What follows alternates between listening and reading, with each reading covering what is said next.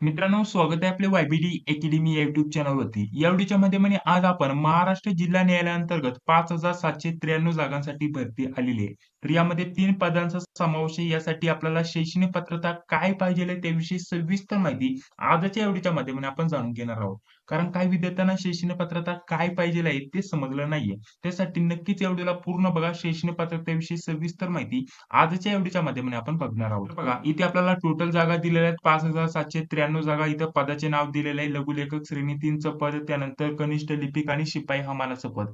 तर आपल्याला लघुलेखक श्रेणी 3च्या पदासाठी 714 जागा आहे, कनिष्ठ लिपिकसाठी 3,495 जागा आहे, त्यानंतर शिपाई हमालाच्या आपल्याला 1,584 जागा आहेत आणि टोटल 5,793 जागा उपलब्ध आहेत. अशा प्रकारची आपल्याला पदसंख्या बघण्यासाठी भेटत आहे. पुढे जिल्ह्यानुसार जागा दिलेल्या आहेत.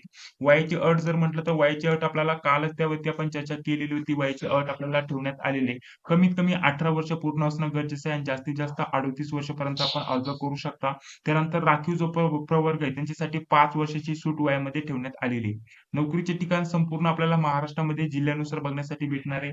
ज्या जिल्ह्यासाठी तुम्ही अर्ज भराल तिथे तुम्हाला नोकरीला जावं लागणार आहे.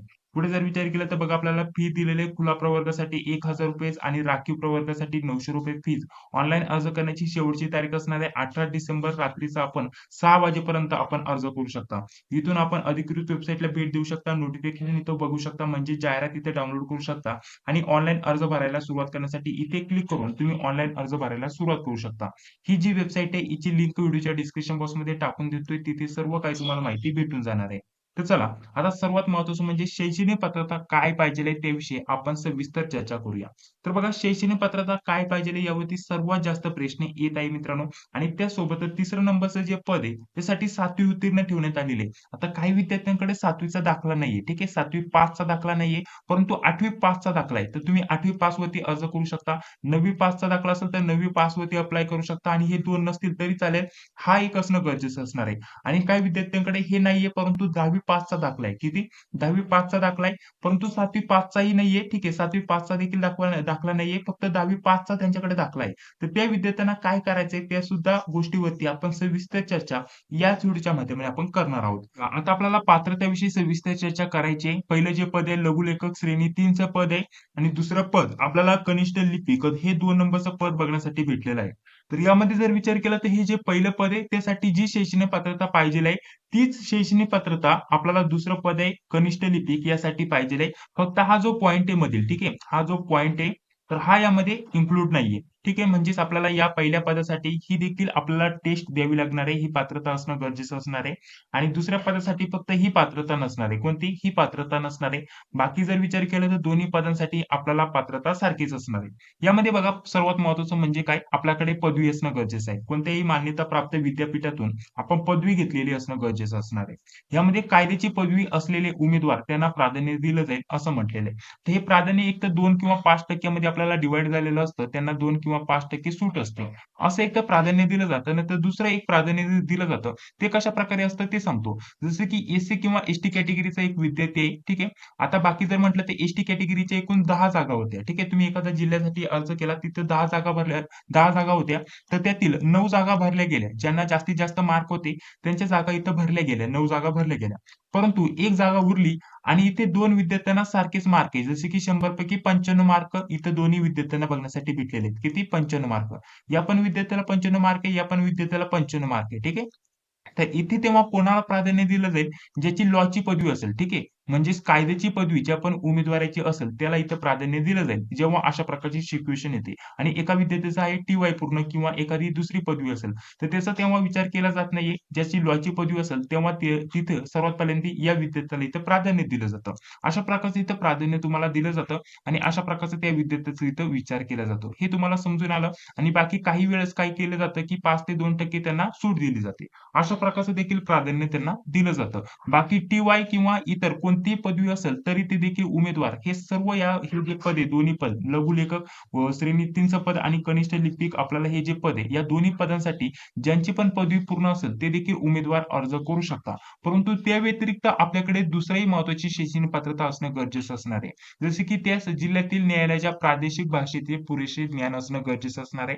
म्हणजेच मराठी भाषेचं ज्ञान तुम्हाला व्यवस्थित असणं गरजेचं असणार आहे. तुम्हाला मराठी लिहिता, वाचता, बोलता येणं गरजेचं असणार आहे. ठीक आहे. पुढे ई पॉइंट मध्ये आपल्याला काय म्हटलेलं आहे व्यवस्थित समजून घ्या. इथं आपल्याला संगणक टंकलेखक बेसिक कोर्स यामध्ये आपल्याला सरकारी प्रमाणपत्र आपल्याला असणं गरजेचं असणार आहे. यामधून किंवा यामधून आपल्याला आपलं सरकारी प्रमाणपत्र सादर करावं लागणार आहे. म्हणजेच आपले जे टायपिंगचं सर्टिफिकेट आहे ते आपल्याला सादर करावं लागणार आहे. मराठी तुम्हाला 30 टायपिंग झालेली असणं गरजेचं आहे आणि इंग्लिश 40 टायपिंग झालेली असणं गरजेचं असणार आहे. ते प्रमाणपत्र तुम्हाला इथं सादर करावं लागणार आहे. अशा प्रकारची इथं माहिती दिलेली आहे. पुढे बघा आता हे जे टायपिंगचं सर्टिफिकेट आहे इंग्लिश 40 आणि मराठी 30 टायपिंग आपली झालेली असणं गरजेचं आहे. हे कंपल्सरी पहिल्या पदासाठी आणि दुसऱ्या पदासाठी सुद्धा लागणार आहे. फक्त आपल्याला जे पहिलं पद आहे यासाठी ही एक्स्ट्रा शैक्षणिक पात्रता लागणार आहे. बघा ही एक्स्ट्रा शैक्षणिक पात्रता आपल्याला लागणार आहे. यामध्ये आपल्याला काय म्हटलेलं आहे इंग्रजी लघुलेखनाचा वेग 100 शब्द प्रति मिनिट किंवा त्याहून अधिक असणं गरजेचं असणार आहे. आता याचं काय प्रमाणपत्र आपल्याला सादर करावं लागत नाही, परंतु तिथे एक टेस्ट घेतली जाते. ठीक आहे. याची एक टेस्ट घेतली जाते. ती आपल्याला पास करावी लागते.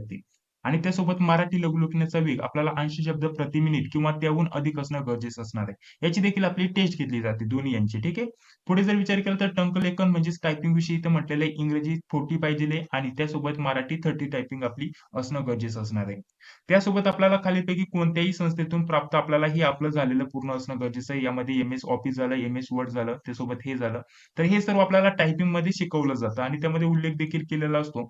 आणि जर तुम्हाला याचं प्रमाणपत्र आपल्या टायपिंगमध्ये जे टायपिंगचं प्रमाणपत्र आहे त्यामध्ये याचा उल्लेख केलेला नसेल, ठीक आहे. आपल्या टायपिंगच्या प्रमाणपत्रामध्ये यांचा उल्लेख केलेला नसेल तर जिथून तुम्ही टायपिंग पूर्ण केलेले तिथून तुम्हाला एक प्रमाणपत्र याचं घेणं आवश्यक असणार आहे की तुम्ही हे देखील केलेलं आहे. कारण हे आपल्याला इथं मान्यता प्राप्त विद्यापीठातून किंवा संस्थेतून आपल्याला म्हटलेलं नाही. कोणत्याही संस्थेतून म्हटलेलं आहे. ठीक आहे. कोणत्याही संस्थेतून आपण याचं प्रमाणपत्र घेऊ शकतो. याचं प्रमाणपत्र तुम्हाला सादर करावं लागणार आहे की तुमचं हे देखील झालेलं आहे. ठीक आहे. हे देखील तुमचं झालेलं आहे. अशा प्रकारचं प्रमाणपत्र तुम्हाला द्यावं लागणार आहे. नाहीतर बनवून घ्यायचं. नाहीतर जर टायपिंगच्या सर्टिफिकेट वरती हे सर्व उल्लेख असेल तर काही प्रॉब्लेम नाही. ते दिलं तरी चालेल. आणि नसेल तर तुम्ही जिथं पण टायपिंग केली असेल तिथून तुम्ही हे बनवून घ्या की आमचं हे देखील झालेलं आहे. ठीक आहे. पुढे बघा पुढे आपल्याला हे काय महत्वाचं नाही. हे तर सर्वांचं असतं. त्यानंतर हे देखील आहे. त्यानंतर इथे एम-एस-सी-आय-टी विषयी माहिती दिली आहे की एम-एस-सी-आय-टी किंवा त्या व्यतिरिक्त समतुल्य आपल्याकडे असणं गरजेचं असणार आहे. बाकी हे सुद्धा इथं काही महत्वाचं नाहीये. ठीक आहे. तर अशा प्रकारची आपल्याला शैक्षणिक पात्रता ठेवण्यात आलेली आहे. ही तुम्हाला समजून आलं. आता दुसऱ्या पदासाठी सारखेच असणार आहे. फक्त इथं जे टंकलेखक आहे, ठीक आहे. टंकलेखन आहे त्याचा जो वेग आहे इथे तुम्हाला दुसऱ्या पदासाठी इथं कॅल्क्युलेट केला जाणार नाहीये. त्याची टेस्ट घेतली जाणार नाहीये. बघा अशा प्रकारची तुम्हाला शैक्षणिक पात्रता असणं गरजेचं असणार आहे. आपल्याला तिसऱ्या पदासाठी काय पाहिजे त्याविषयी सुद्धा आपण चर्चा करणार आहोत. पुन्हा एकदा सांगतो पद क्रमांक 1 साठी कोणत्याही शाखेतील पदवी असणं गरजेचं असणार आहे. आपल्याला इंग्रजी लघुलेखनाचा वेग 100 शब्द प्रति मिनिट आणि मराठी लघुलेखनाचा वेग आपल्याला 80 शब्द प्रति मिनिट याची टेस्ट देखील तुमची घेतली जाते. तर हा वेग आपल्याला असणं गरजेचं असणार आहे. पुढे जर विचार केला तर टायपिंग विषयी माहिती दिली आहे. इंग्लिश 40 टायपिंग आणि मराठी आपल्याला 30 टायपिंग असणं गरजेचं असणार आहे. त्या दोन्ही टायपिंगचं प्रमाणपत्र देखील तुम्हाला सादर करावं लागतं. पुढे एम-एस-सी-आय-टी किंवा त्या व्यतिरिक्त समतुल्य तुमचा एखादा कोर्स झाला असेल तर ते देखील तुम्हाला असणं गरजेचं असणार आहे. इथे एम-एस-सी-आय-टी ची माहिती द्यावीच लागते. ठीक आहे. पुढे जर विचार केला तर आपल्याला 2 नंबरचं पद दिलेलं आहे. तर यामध्ये फक्त हे जे तुम्हाला सांगितलं नाही तर मराठी आणि इंग्लिश ठीक आहे. त्याचा लघुलेखनाचा वेग इथं दिलेला आहे. हा इथं फक्त कॅल्क्युलेट करू नका. बाकी जर म्हटलं तर शैक्षणिक पात्रता दोन्हीसाठी सारखीच असणार आहे. बाकी यामध्ये काही फरक नाही. फक्त इथं हे कॅल्क्युलेट केलं जाणार नाहीये. याची टेस्ट घेतली जाणार नाहीये. जे आपलं कनिष्ठ लिपिकचं पद आहे त्यासाठी ही शैक्षणिक पात्रता नाहीये. बाकी सर्व सारखंच आहे. ठीक आहे. पुढे 3 नंबरचं पद आहे आपल्याला 7वी उत्तीर्ण. तर हे तुम्हाला व्यवस्थित समजून सांगतो. जर 7वी उत्तीर्णाचं तुमच्याकडे प्रमाणपत्र असेल तर ते तुम्ही सादर करू शकता. ठीक आहे. तर 7वीचं नसेल परंतु तुमच्याकडे 10वी 12वीचं प्रमाणपत्र असेल तर त्या उमेदवारांना काय करायचं? आता एक तर तुम्हाला 7वीची माहिती द्यावीच लागते किंवा 8वीची माहिती द्यावीच लागते किंवा 9वीची माहिती इथं द्यावीच लागते फॉर्म भरायच्या वेळेस. फॉर्म कसा भरायचा त्यावरती डिटेलमध्ये आपल्या चॅनलवरती व्हिडिओ अपलोड केलेला आहे. तो जाऊन तुम्ही बघू शकता. तर बघा इथे 7वी पास किंवा 8वी पास किंवा 9वी पास यापैकी एक प्रमाणपत्र तुम्हाला सादर करावंच लागणार आहे.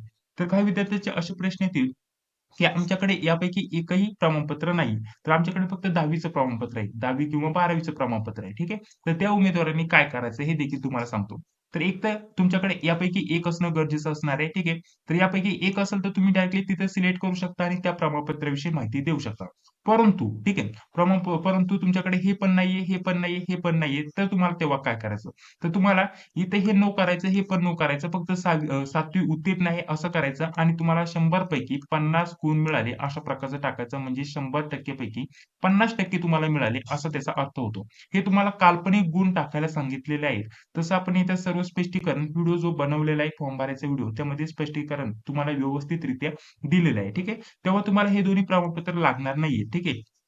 परंतु तुमच्याकडे जर 8वीच असेल तर तुम्ही 8वीची माहिती देऊ शकता, 9वीची माहिती देऊ शकता आणि त्यानंतर डायरेक्टली 10वीची असेल तर 10वीची माहिती देऊ शकता. आता काही विद्यार्थ्यांचे प्रश्न येतात, की आम्ही जर इथं 7वीच्या प्रमाणपत्राविषयी माहिती दिली, 8वीच्या प्रमाणपत्राविषयी माहिती दिली, 9वीच्या प्रमाणपत्राविषयी माहिती दिली, तर आम्ही अपलोड काय करायचं? पुढे जाऊन आपल्याला डॉक्युमेंट अपलोड करावं लागतं. आता हे तर आपल्याकडे नाहीये, तर मग तुम्ही तिथं 10वीचं प्रमाणपत्र अपलोड करू शकता. 10वीची जी तुमची माहिती आहे, तुम्ही 10वीचं पण प्रमाणपत्राविषयी माहिती टाका आणि तिथं तुम्हाला 10वीचं प्रमाणपत्र अपलोड करायचं आहे आणि इथे सुद्धा तुम्हाला 10वीचं प्रमाणपत्र अपलोड करायचंय. कारण तुमच्याकडे दुसरं प्रमाणपत्रच नाहीये. ठीक आहे. असेल तर चांगली गोष्ट आहे, तुम्ही ते अपलोड करा आणि नसेल तर 10वीचं प्रमाणपत्र अपलोड करा. आणि त्या व्यतिरिक्त काही प्रश्न असतील तर हेल्पलाईन नंबर दिलेला आहे. आपण त्यावरती सुद्धा चर्चा केलेली आहे. हेल्पलाईन नंबरवरती तुम्ही संपर्क करू शकता. अशा प्रकारची शैक्षणिक पात्रता तुम्हाला ठेवण्यात आलेली आहे. सविस्तर माहिती आपण या व्हिडिओच्या माध्यमाने जाणून घेण्याचा प्रयत्न केलेला आहे. तिन्ही पदांसाठी तुम्हाला शैक्षणिक पात्रता काय पाहिजे आहे? अशा प्रकारची शैक्षणिक पात्रता पाहिजे आहे. एम-एस-सी-आय-टी तुम्हाला कंपल्सरी असणार आहे. एम-एस-सी-आय-टी नसेल तर तुम्हाला समतुल्य पाहिजे आहे. मराठी टायपिंग, इंग्लिश टायपिंग दोन्ही टायपिंग तुम्हाला असणं गरजेचं असणार आहे. प्रमाणपत्राविषयी तुम्हाला फॉर्म भरायच्या वेळेस माहिती देखील सादर करावी लागत आहे. अशा प्रकारची माहिती आहे. अशा प्रकारची शैक्षणिक पात्रता ठेवण्यात आलेली आहे. या व्यतिरिक्त काही प्रश्न असतील तर कमेंट बॉक्समध्ये नक्की सांगा. पुढील व्हिडिओ आपण अभ्यासावरती घेणार आहोत. अभ्यास काय असणार आहे, अभ्यासक्रम काय असणार आहे त्यावरती डिटेलमध्ये चर्चा करणार आहोत. जर हा व्हिडिओ आवडला असेल तर या व्हिडिओला लाईक करा. चॅनलवरती पहिल्यांदा आला असेल तर चॅनलला सबस्क्राईब करा. जी व्हिडिओ ती लाईक क्लिक करा. भेटूया पुढील व्हिडिओमध्ये. जय हिंद, जय महाराष्ट्र.